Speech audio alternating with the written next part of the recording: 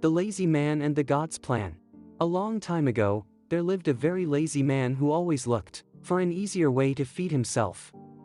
One day, while he was searching for food, he saw a big fruit farm.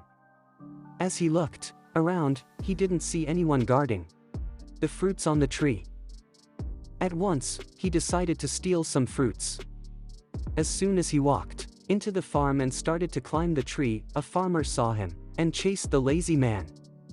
He ran for his life and reached in the forest nearby and went inside it to hide.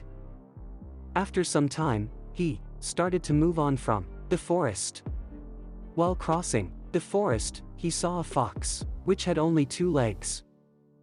The lazy man thought, how can this fox stay alive in such a poor condition?